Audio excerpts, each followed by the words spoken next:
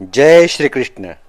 अंतकाले च मामेव स्मरन् मुक्त्वा कलेवरम यह प्रयाति स मद्भावम याति नास्ति यत्र संशयः। जीवन के अंत में जो केवल मेरा स्मरण करते हुए शरीर का त्याग करता है वह तुरंत मेरे स्वभाव को प्राप्त होता है, इसमें रंच मात्र भी संदेह नहीं है। भगवान कृष्ण का कथन है कि यदि कोई मृत्यु के समय मेरा स्मरण करता है तो वह मेरे दिव्य लोक को प्राप्त करता है या मेरे दिव्य स्वभाव को प्राप्त करता है।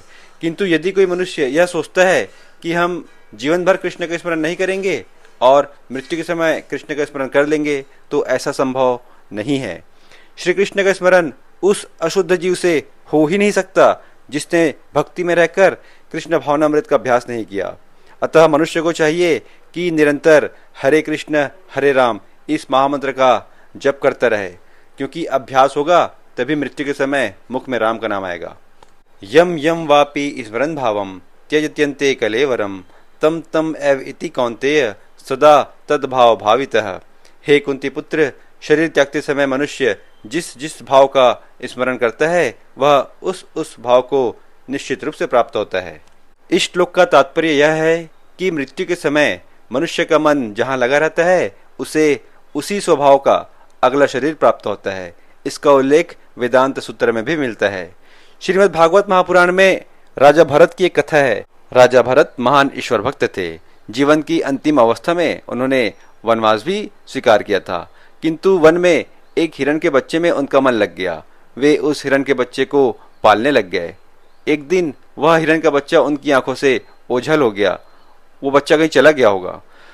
तो राजा भरत व्याकुल हो गया उनकी चिंता में कि उसे कोई शेर ना खा जाए। वह हिरण का बच्चा कहाँ है, उसे कौन पालेगा, उसे कौन देखेगा, यही सोचते सोचते राजा भरत की मृत्यु हो गई। एक ईश्वर भक्त होकर भी राजा भरत को अगला शरीर हिरण का ही मिला, क्योंकि मृत्यु के समय उनका मन हिरण में लगा था। इस श्लोक में भगवान ने मृत्यु के समय अपना स्वभाव बदलने की विधि का वर्णन किया है। जो व्यक्ति अंत समय में कृष्ण का चिंतन करते हुए शरीर त्याग करता है उसे परमेश्वर का दिव्य स्वभाव प्राप्त होता है। किंतु यह सत्य नहीं है कि यदि कोई मृत्यु के समय कृष्ण के अतिरिक्त कुछ और सोचता है तो भी उसे दिव्य अवस्था प्राप्त होगी। अतः मनुष्य को चाहिए कि निरंतर हरे कृष्ण हरे राम इस महामंत्र का जप करता रहे। तस्मात् सर्वेषु कालेषु माम अनुस्मर युध्य च मयि अर्पित मनः बुद्धि माम एव ऐशसि असंशयः। अतः हे अर्जुन, तुम्हें सदैव कृष्ण के रूप में मेरा चिंतन करना चाहिए और साथ ही युद्ध करने के कर्तव्य को भी पूरा करना चाहिए। अपने कर्मों को मुझे समर्पित करके तथा अपने मन एवं बुद्धि को मुझ में स्थिर करके तुम निश्चित रूप से मुझे प्राप्त कर सकोगे।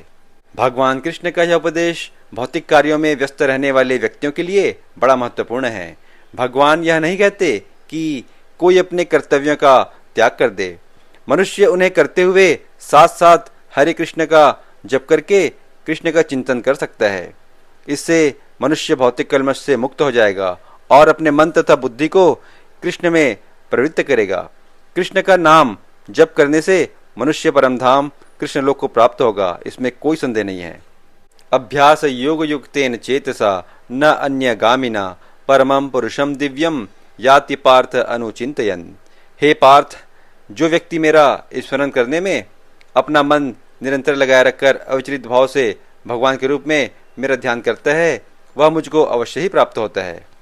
गीता के श्लोकों को क्रमशः सुनने के लिए आप हमारे प्लेलिस्ट पर जा सकते हैं। राधे राधे।